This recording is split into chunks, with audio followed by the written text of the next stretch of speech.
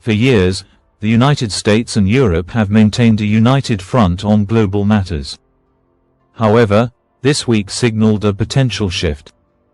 Former President Donald Trump openly criticized Ukrainian President Volodymyr Zelensky, calling him a dictator and demanding access to Ukraine's natural resources. His administration also engaged in direct talks with Russia, excluding both Europe and Ukraine, while refusing to confirm long-term security guarantees and condemning Europe for its stance on censorship. This week holds significant implications on multiple fronts. In recent decades, reduced conflicts brought economic benefits, often referred to as a peace dividend, estimated at $1.88 trillion. That reality is changing. The European Union now insists on ramping up defense efforts, with UK Labour leader Keir Starmer emphasising the need for increased military spending. While Russia's invasion of Ukraine initially spurred this shift, America's retreat from commitments could further drive European militarization. NATO's principle of collective defense, all for one, one for all, is now in question. Some nations may begin to doubt whether the US will uphold its commitments. In fact, Germany's leading candidate for Chancellor has proposed discussions on expanding nuclear sharing agreements, suggesting that France and the UK could extend nuclear protection to Germany.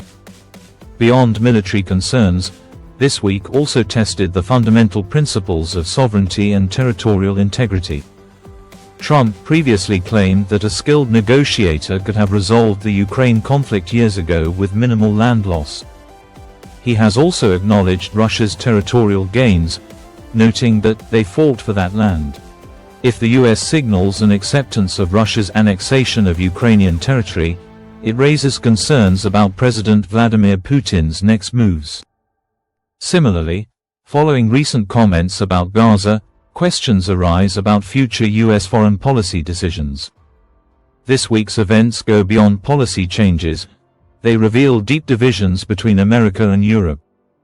In a speech to Europe's military leadership, US Vice President J.D. Vance strongly criticized what he saw as Europe's retreat from core democratic values long shared with the US.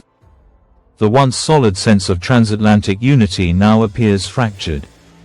Journalist Anne Applebaum even likened this moment to the end of the post-World War II era. For years, Putin and Chinese President Xi Jinping have sought to challenge Western dominance and reshape global power structures.